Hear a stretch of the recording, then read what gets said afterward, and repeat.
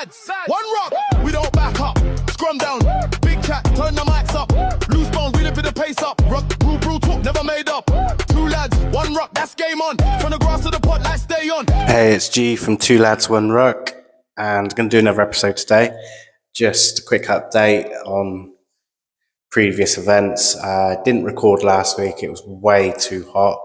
I mean, it was stifling. It was horrible. Didn't get much sleep, and I bet many other people didn't get much sleep. But if you had aircon, you're lucky. I didn't have aircon. I mean, it was insane. But yeah, that's why I didn't record last week. So just going to do a bit of a catch up today. Failed to get to 100 subscribers before Benny got back, but I tried my best. We're on 93 subscribers on YouTube.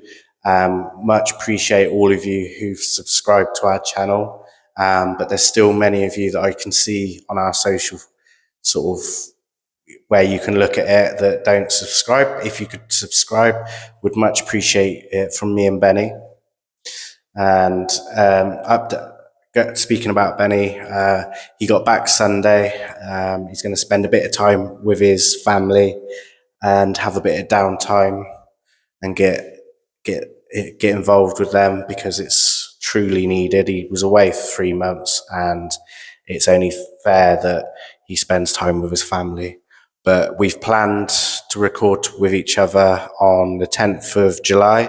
That's not this Friday, it's next Friday. So we'll have a bit of a catch up, lots of rugby talk, a lot of exciting news going to be happening. And obviously, as you well know, I've previously said on the 11th, me and Benny are going to O'Neill's, Oxford, Two Lads, One Ruck. It's going to be a bit of a tour, all day rugby. We're going to make it into Oxford for, I believe, about 12:30, 1 o'clock roughly. And we're going to be in O'Neill's. We're going to do a bit of recording whilst we're out with whoever turns up. If no one turns up, then it is what it is. Me and Benny will still have a great crack and we'll have a good laugh. But we truly appreciate your support by you coming and talking all things about rugby, your experiences, what you expect from England, what you expect from your local team, how things are going, just general men chat really, isn't it? But yeah, if you would come to that, I'd much appreciate it. And again, Benny's going to be recording on the 10th of July with me, so I'm excited for that for sure. And yeah, so obviously a couple of weeks ago, all the finals got played out. So we start with the English Prem. English Prem, I had predicted Exeter Chiefs would win by 7-10. Obviously got that wrong, but the better team throughout the whole season, Northampton Saints won, and they won the Prem final, and they was the deserved winners of the Prem, in my opinion. I knew they were going to win, but I was just doing it for a bit of banter. But the curse did work. It's continued. The streak has continued. Let's see if I can end the streak this weekend by predicting some right results. But yeah, no. So it looked like Exeter were slowly edging it in that second half, especially after half time. They sort of, the first 15 minutes, they looked like they were going to win it, potentially. But then David Jenkins had scored his try, put them in front, and then I think it was a matter of 5 to 10 minutes later, he then got himself yellow carded. It was a very hotly contested game, one that Northampton won in the first half.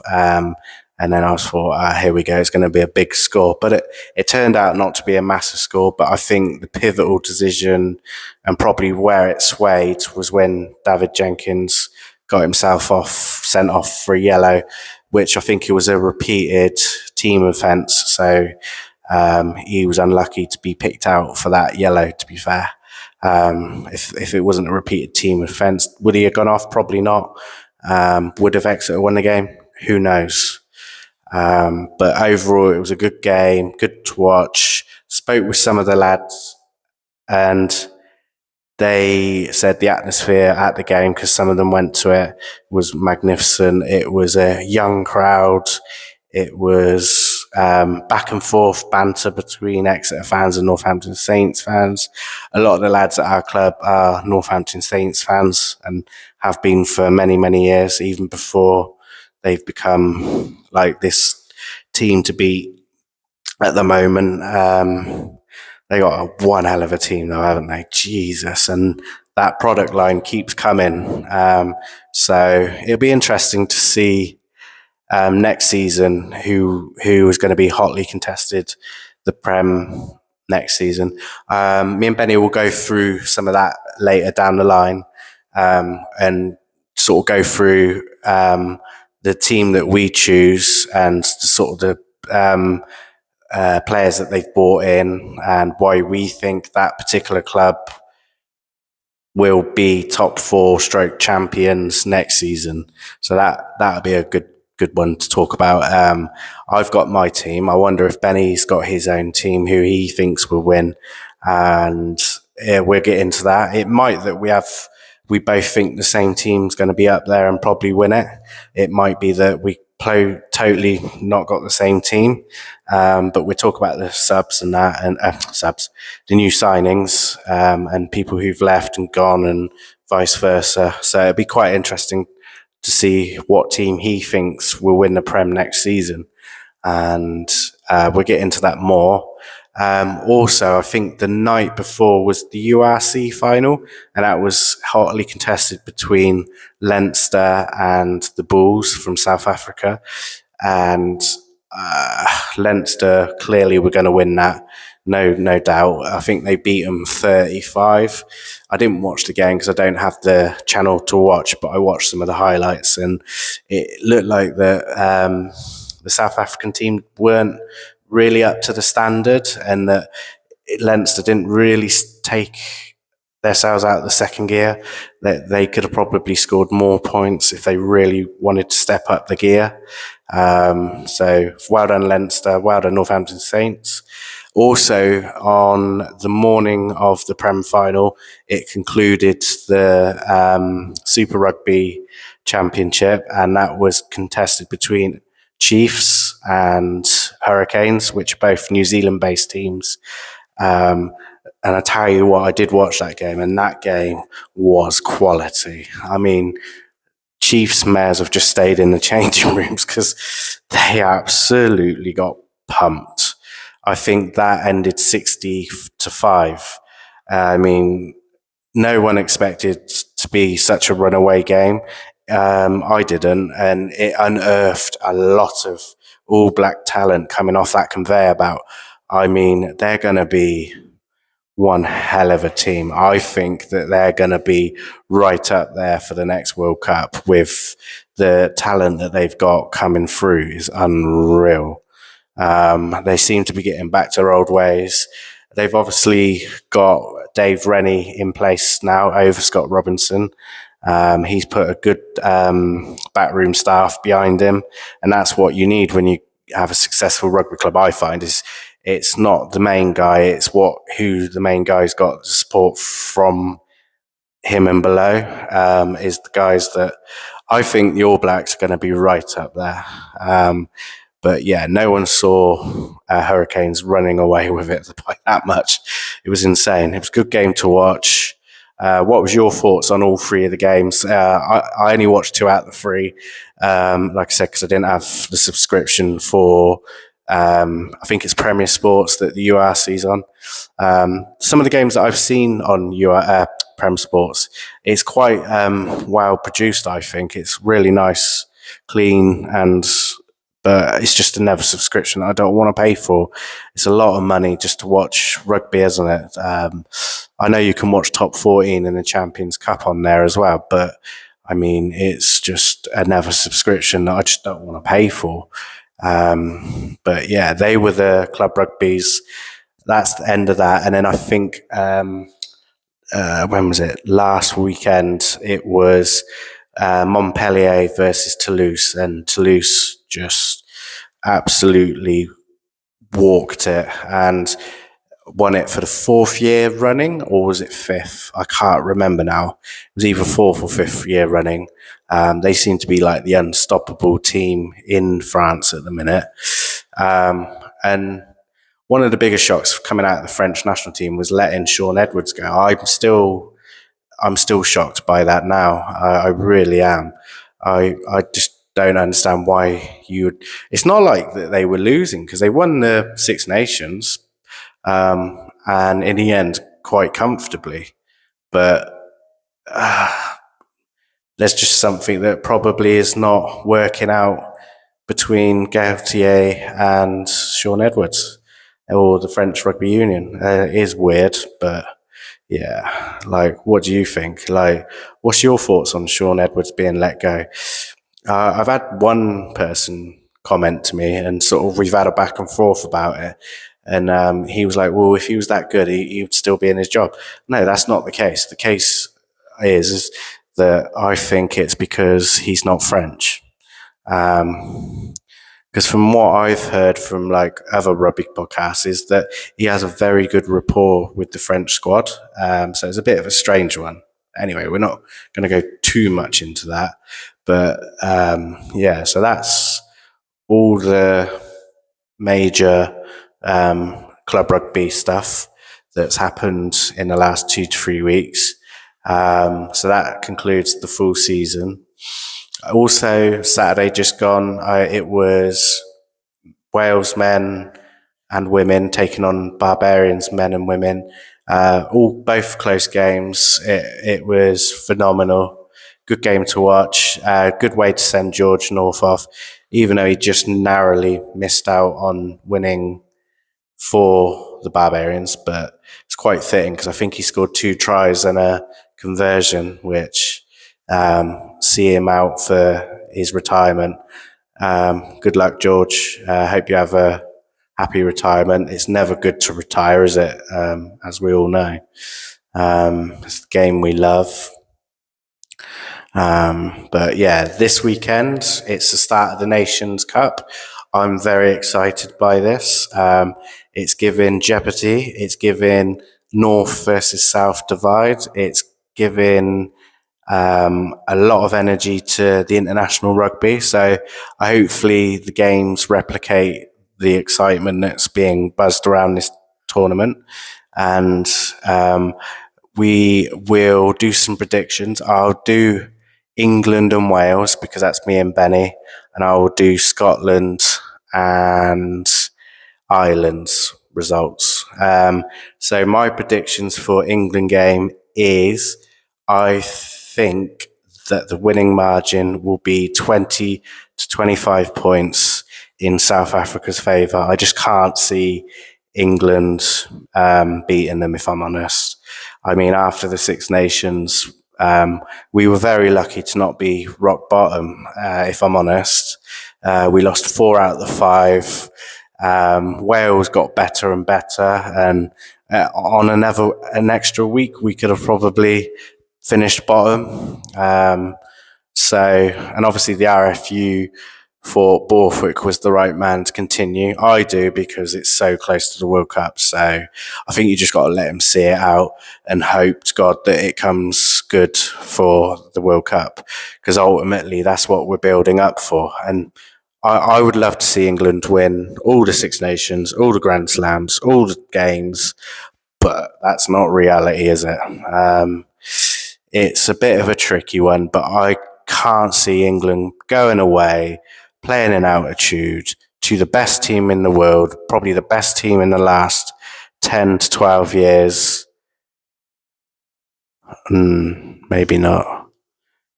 8 years, 9 years, because it's 2018 was when they started picking up again, wasn't it? Because they'd had a poor year or 2 before that. So the last 8 years, they've been the best team in the world, and I can't see anyone catching them, if I'm honest, at this moment. Hopefully things change, but at this present time, they just got so much depth. You could have their first and second choice prop injured, or second row, or their centres, or their wingers, or their 10s, or their 9. Any position, they've got 3 to 4 maybe 5 in some places, quality players in every position. They've just got an unbelievable conveyor belt. And I think partly a lot of that is because South African Rugby Union allow their players to play abroad, which then creates more depth, because I think that the more experience you get in playing in France, England, Japan, wherever they play, I think it's only better because they can all adapt to that style of rugby, whether it be England, France, Ireland, wherever they go. I just think that by doing that, and then also then it creates the talent pool coming through South Africa into their club teams. It's just creating this massive cycle, and I just don't understand, for me personally, why the RFU still insists not allowing players like Jack Willis, Tom Willis, or whoever may be abroad playing their rugby. It makes no sense. They're playing in the best league in the world with the best teams in the world in club rugby. This is it. Yeah, it confuses the hell out of me. It's one that I hate so much, but um, it's is it going to change anytime soon? Probably not, but I mean it would have to be really bad for England to change their minds. Um, we're not getting the depth. I understand that they want to keep the best players at home, etc., etc., but you could potentially be sitting on talent that might not be able to come through. Do you know what I mean? Like, it creates more talent. Like, there'll be more players coming through, more players through the system. I just think that England need to get rid of it, full stop. And I do think South Africa will win by 20 to 25 points in the altitude easily. No questions asked. Probably even more, but I can't see England winning, and I don't think it'll be close. I mean, I'm being hopeful. I'd love to England to win, but I can't see it. Hopefully, I haven't put a curse on South Africa. Wales have got Fiji. Ooh, that's going to be a tough game. It's going to be a close game. I think Wales by 5 to 8 points winning margin. I think they're building something very strong, and I can see them beating Fiji, if I'm honest, personally. I think Wales win by 5 to 8 points. What else? So Scotland are taking on Argentina. I don't know, because like Argentina are a bit of a, on the day they can beat anyone hands down. They are a great rugby team. But I'm going to sway more to Scotland. I think Scotland probably by 7 to 10. I think. Hopefully I'm not wrong, and hopefully I haven't upset any Jock fans. But yeah, I'm going to go 3 home. I'm going to go 3 wins for the Northern Hemisphere. No, 2 wins. 2 wins and a loss so far. I think Ireland are taking on Australia. Ireland have got a lot of injuries at the minute. I think Australia are a dark horse for the World Cup. I really do. I think that they're going to surprise a lot of teams at the World Cup next year. Really do. I've got a bet on. I betted in January 2025 because it outright winners. I've just put a cheeky little pound bet on, and I think it was 11 to 1 for Australia to win, which I can see it happening. I do. I think they may not win it outright, but I think they're going to be in the semi-finals, I think, potentially final. I think they'll shock a lot of teams, but I think Australia will probably beat Ireland Saturday. I think Australia will win by 5 to 8 points win margin. I can see that happening. So yeah, they're my predictions. What's your predictions? Let me know in the comments. Let's see if we got the same ideas. So I think 2 wins for Southern Hemisphere, this is out the home nations. I'm not doing every single one. And I think 2 wins for Northern Hemisphere. I think Wales and Scotland will win, and I think England and Ireland will lose. Could be wrong, but yeah. So that's my predictions for this weekend coming. I hope you've enjoyed the pod. If there's any questions you'd like to ask us, or like we can debate, leave it in the comments. Happy to answer it. Benny's back, first filming on the 10th of July, and then we're doing our little summer tour thing, as I've mentioned right at the beginning. So we're excited to do that. If you want to come along, just message me or Benny. We're going to be in O'Neill's for 12:30 or 1 o'clock, roughly. It's going to be a full day of rugby, beers, laughs, recording, and me and Benny are going to sit down. I'm going to sit down with Benny, and we're going to pick our next guest, I think, and we'll probably get the guest on for the following week, hopefully, if everything aligns up with that. But yeah, if you've got any suggestions, let us know. Please subscribe to our YouTube channel. We'd love your support.